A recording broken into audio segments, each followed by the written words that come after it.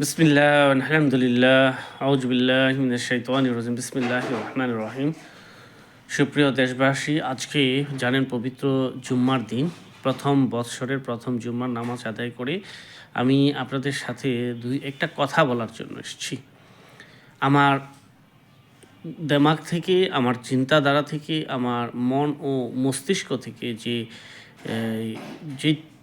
জ্ঞানটা এসেছে বা যে তথ্যটা এসেছে, আমি সেটা আপনাদের সাথে শেয়ার করতে চাই।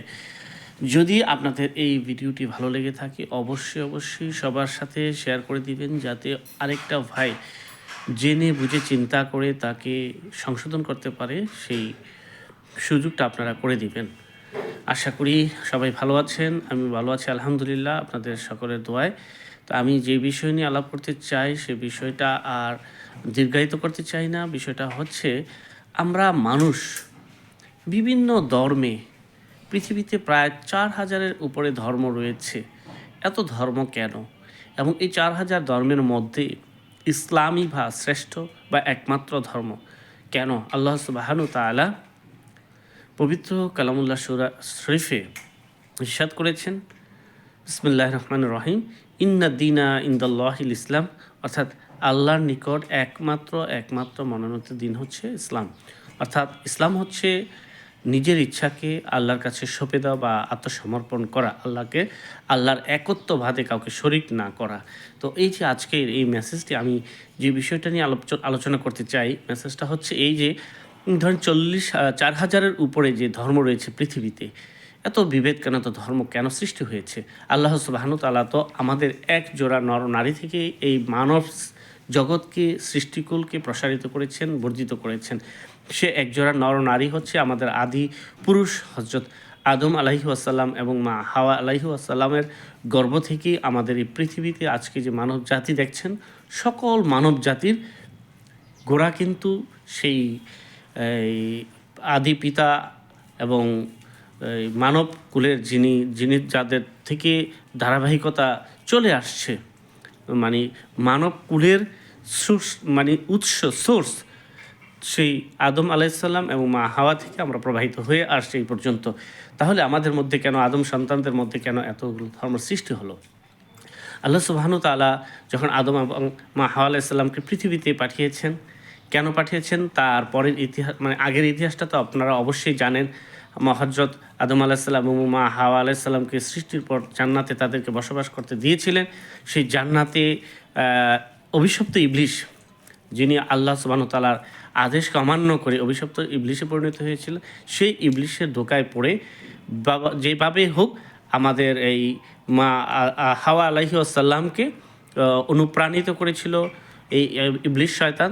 তাকে এই গন্ধম, যে ফলটা আল্লাহ সুবহানাহু তাআলা খেতে নিষেধ করেছিলেন, সেই গন্ধমকে খাইয়ে এবং বাবা আদম আলাইসাল্লামকেও ওই মা হাওয়া আলাইসাল্লামের মাধ্যমে সেই গন্ধমকে খাইয়েছিলেন। এবং তার পরবর্তীতে তাদেরকে আল্লাহ সুবহানাহু তাআলা জান্নাত থেকে বের করে দুনিয়ার জমিনে পাঠিয়েছিলেন এবং এখানেই তাদেরকে বিচরণ করতে বলেছিলেন এবং এখানেই তাদের জীবন যাপন করে, তাদের পরীক্ষা দিয়ে তাদেরকে জান্নাত অথবা জাহান্নামের জন্য নির্ধারিত করে রেখেছেন। কে জান্নাতি হবে, কে জাহান্নামী হবে, তাদের কৃতকর্মের উপর সেটা নির্ভর করবে। তো আল্লাহ সুবহানাহু তাআলা মা হাওয়া আলাইহিস সালাম এবং বাবা আদম আলাইহিস সালামের এর মাধ্যমে যে মানব জাতির এই প্রসার ঘটিয়েছেন, বিস্তৃতি ঘটিয়েছেন, এর মধ্যে আদম আলাইহিস সালামের জামানায় কিন্তু তার প্রথম সন্তানই কিন্তু আল্লাহর আদেশকে বিরোধিতা করেছিল, যেটা আমরা জানি। কাবিল কিন্তু প্রথম আল্লাহর বিধানকে, অর্থাৎ আদম আলাইহিস সালামের আদেশকে তারা সে অস্বীকার করেছিল। অস্বীকারের মধ্য দিয়ে পৃথিবীতে প্রথম হত্যাকাণ্ড সংঘটিত করে তার আপন ভাই কাবিল তার আপন ভাই হাবিলকে হত্যার মধ্য দিয়েই পৃথিবীতে এই হত্যার যে বিচরণ, হত্যার যে উৎপত্তি, হত্যার যে সৃষ্টি, পৃথিবীতে একজন আরেকজনকে যে হত্যা করা যায়, এইভাবে কিন্তু বিস্তৃতি করে আজকে আমরা হত্যা, মারামারি, রাহাজানি, খুন, জিনা, ব্যভিচারের মধ্যে আমরা লিপ্ত আছি। তো আল্লাহ সুবহানাহু তাআলার মাধ্যমে যে আদম আলাইহিস সালাম এবং মা হাওয়া আলাইহিস সালাম এর গর্ভে যতগুলো সন্তান রয়েছেন সবাই কিন্তু আসলে আল্লাহ তাআলার আদেশ মানেননি। কেউ কেউ বিরুদ্ধাচরণ করেছেন এবং ভিন্ন পথে চলে গিয়েছিলেন। সেই ভিন্ন পথ থেকে যে দ্বারা সৃষ্টি হয়েছে তখন তারা বিভিন্ন মন গড়া ধর্ম সৃষ্টি করে তারা ধর্ম পালন করেছেন, বিভিন্ন দেবদেবীর পূজা অর্চনা করেছেন, আল্লাহর প্রকৃতির পূজা করেছেন, কেউ সূর্যের পূজা করেছেন, কেউ গাদির পূজা করেছেন, কেউ শক্তির বিভিন্ন শক্তি দেখলেই তারা পূজা অর্চনায় লিপ্ত হয়ে যেতেন, পানির পূজা করেছেন। এইভাবে করে আস্তে আস্তে তারা বিভিন্ন মানে বিচ্যুত হয়ে গেলেন, তারা ইসলাম থেকে খারিজ হয়ে বিভিন্ন জায়গায় চলে গেলেন। আল্লাহ তাআলা কিন্তু তারপরেও এই আল্লাহ সুবহানাহু ওয়া তাআলার যে বান্দা যারা ইসলাম থেকে খারিজ হয়ে বা তাদের যে মূল স্রোতধারা ইসলাম থেকে খারিজ হয়ে ভিন্ন ধর্মে ভিন্ন মত সৃষ্টি করে তারা শিরক ব্যভিচার শিরকের মতো কবিরা গুনায় তারা লিপ্ত হচ্ছিলেন, আল্লাহর একত্ববাদকে অস্বীকার করে বিভিন্ন দেবদেবীর পূজা অর্চনা করছিলেন, তখন কিন্তু তাদেরকে ফিরিয়ে আনার জন্য সুপথে ফিরিয়ে আনার জন্য যুগে যুগে কিন্তু আল্লাহ সুবহানাহু ওয়া তাআলা নবী ও রাসূল প্রেরণ করেছেন। যারা নবী রাসূলদের সে আহ্বানে সাড়া দিয়েছেন বা হেদায়েতপ্রাপ্ত হয়েছেন তারা কিন্তু আবার ফিরে এসেছিলেন। আর যারা নবী রাসূলদের আহ্বানে সাড়া দেয়নি বা তাদের কথা শোনেনি তারা কিন্তু বিভিন্ন গোমরাহির মধ্যে লিপ্ত হয়ে বিভিন্ন মন গড়া ধর্ম পালন করছেন। এভাবেই কিন্তু পৃথিবীতে 4000-এর মতো ধর্ম সৃষ্টি হয়েছে। অর্থাৎ আমি বুঝতে পারলাম, আমি তখন আমার ভিতরে অনুধাবন আসলো আসলে তো আল্লাহ সুবহানাহু ওয়া তাআলার এখানে কোনো দোষ নেই।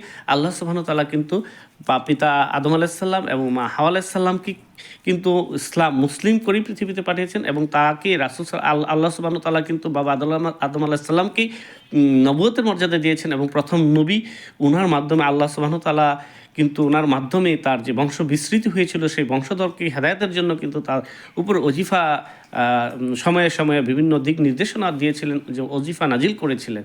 তো এখন তার সন্তানরা যদি বিপদে চলে যায় বা বিপদগ্রস্ত হয়, পথভ্রষ্ট হয়, সেক্ষেত্রে তার কী করণীয় ছিল? তারা হেদায়েতের মালিক তো আল্লাহ সুবহানাহু ওয়া তাআলা। তারা তাকে সৎ পথে ডেকেছিলেন, সৎ পথের আহ্বান করেছিলেন। যারা সাড়া দিয়েছিলেন তারা ভালো রাস্তায় ছিলেন, সৎ পথে ছিলেন। যারা সাড়া দেননি তারা বিপদগামী হয়েছেন, পথভ্রষ্ট হয়েছেন। তো এভাবেই যুগে যুগে বিভিন্ন ধর্মের সৃষ্টি হয়েছে।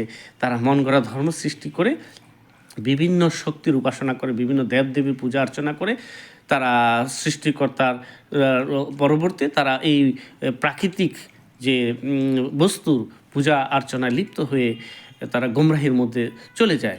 এখনও কিন্তু আমাদের শেষ নবী হযরত মুহাম্মদ সাল্লাল্লাহু আলাইহি ওয়াসাল্লামকে কিন্তু শেষ এবং চূড়ান্ত নবী হিসেবে আল্লাহ সুবহানাহু ওয়া তাআলা কোরআন ও কারিমে ঘোষণা করেছেন এবং তার মাধ্যমে ওনার মাধ্যমে ইসলামটাকে পরিপূর্ণ করে দিয়ে ওনাকে খাতামুন নাবিয়িন উপাধি দিয়ে এই পৃথিবী থেকে নবুয়তের যে সিলসিলা বা ধারা সেটা স্টপ করে দিয়েছেন।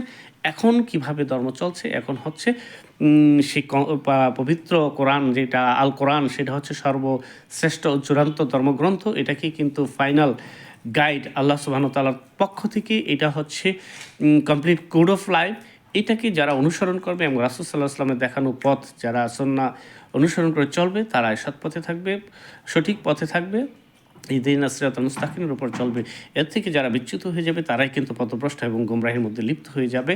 অতএব যারা বুঝদার জ্ঞানী অবশ্যই আমার এই মেসেজ থেকে বুঝতে পেরেছেন আমি কি বোঝাতে চেয়েছি। আশা করি এর আলোকে আপনারা জীবন পরিচালিত করবেন, জীবনকে সুন্দর ও সুখময় করবেন এবং পরকালীন কল্যাণ ও দুনিয়াবী কল্যাণ কামনা করি এবং আপনাদের জন্য দোয়া করে যে দুনিয়াবী পরকালীন কল্যাণ আল্লাহ সুবহানাহু ওয়া তাআলা আপনাদেরকে আমাদেরকে সবাইকে দান করেন সেই প্রত্যাশা ব্যক্ত করি আজকে আমি ভিডিও থেকে বিদায় নিচ্ছি। আল্লাহ হাফেজ, ভালো থাকবেন, সুস্থ থাকবেন।